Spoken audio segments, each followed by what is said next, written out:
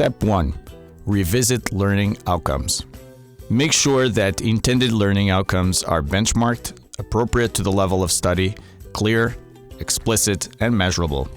Align program learning outcomes with the NU graduate attributes and the course outcomes with the program outcomes. Inform students on what is expected and what will be rewarded. Step 2. Develop a program assessment strategy. Develop an assessment strategy for the program to ensure that all program learning outcomes are comprehensively assessed across the range of courses within the program. The table shown is an example of that. Please feel free to pause the video to analyze it further. Step 3. Align all assessment tasks with the course learning outcomes. Ensure that assessment methods follow the features outlined in the NU assessment strategy. Explicitly link individual assessment tasks and their components to the learning outcomes to obtain an accurate picture of student achievement of learning outcomes. Example: examination questions, essays, projects. Step 4. Employ both direct and indirect types of evidence.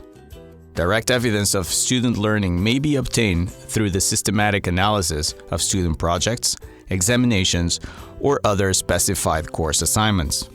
Indirect evidence of student learning is based on students' self-perceptions of their learning and views on program obtained through various surveys, focus groups, and interviews.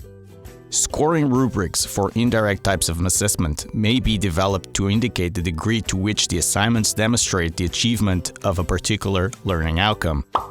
Direct evidence of student learning at the program level. Capstone projects or other graduation products. A capstone necessarily reflects and specifically addresses all program learning outcomes. Program portfolios based on course-embedded assessment. Relevant student material from selected courses can be identified, sampled, collected, and evaluated against the program learning outcomes. Standardized tests or program-developed exit exams. An examination for a program shall be aligned with the program learning outcomes. Step 5. Develop grade descriptors to determine the level of achievement of learning outcomes. Ensure that clear criteria and statements of the levels of achievement are available for all NU courses and programs. Develop grade descriptors. These descriptors may be generic or specific to an assessment task.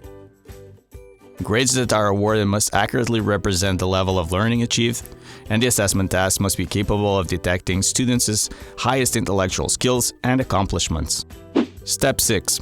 Design matrices to evidence student achievement of learning outcomes. Matrices may be developed to identify evidence of outcome achievement across a program.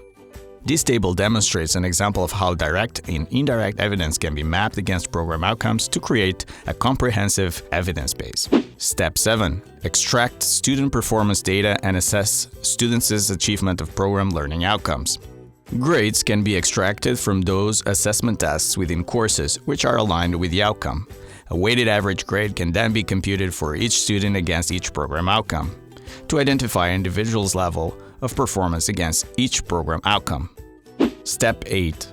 Review and improve assessments, teaching and learning practices resulting from the analysis. In particular, in my course, this year I implemented a new final assessment for them because previously, the feedback that I was receiving from my students said that they were not really understanding the purpose of the final exam assignment. And when I reflected on it in my annual course monitoring report, I recognized that they were right, that my assessment wasn't truly measuring what I was trying to achieve with the students. So I reevaluated and I went back and I created a new final course assessment. That new final course assessment I just completed 2 days ago, and I feel like that new final assessment really truly tries to measure a particular course learning outcome that I wasn't able to measure successfully previously, or that I wasn't fully able to measure previously.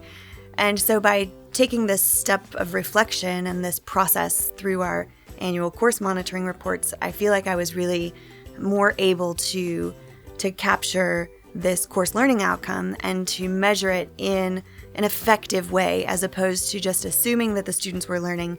I'm now able to really, truly measure their learning. School program, teaching and learning, and curriculum committees are encouraged to regularly discuss students' achievement of learning outcomes and develop action plans to improve teaching and assessment practices.